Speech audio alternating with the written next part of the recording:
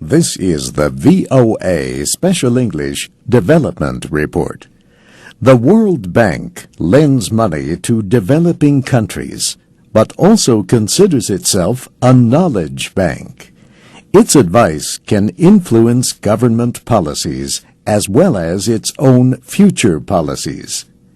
The question is, how valuable is that advice? Not even the bank's chief economist, Senior Vice President François Bourguignon, could answer that.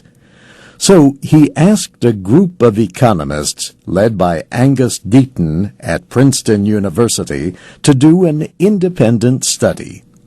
They examined all research activities carried out by the World Bank between 1998 and 2005. Last September, they reported finding many valuable studies. But they also found that advice from the bank was not always balanced. They said the bank sometimes gave greater weight to information that supported its positions and ignored other findings. Professor Deaton tells us this was especially true with research on the relationship between globalization and poverty reduction.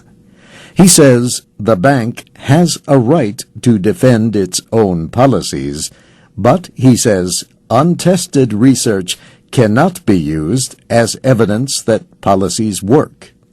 Over the years, the World Bank has been a research leader in measuring poverty and inequality. Still, the economists found some studies poorly organized or based on old research methods. They also found the bank's website difficult to use. Angus Deaton says the bank needs a research-based ability to learn from its projects and policies.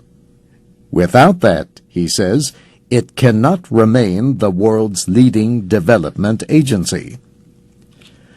The report says the World Bank should create an independent research group protected against any political influences.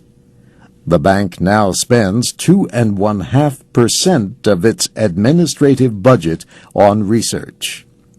Professor Deaton says this is too low given all the research the bank has to do.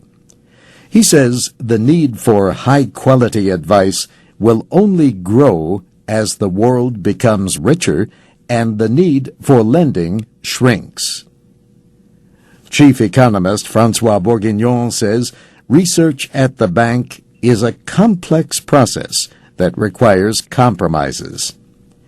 Yet, even with their criticisms, he noted that the economists rated 61% of the studies they read as being of higher quality. An additional 28% were rated average. He says the advice in the report will be extremely valuable to the bank. And that's the VOA Special English Development Report, written by Jill Moss.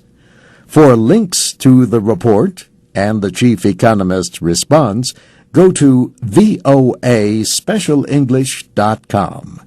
I'm Steve Ember.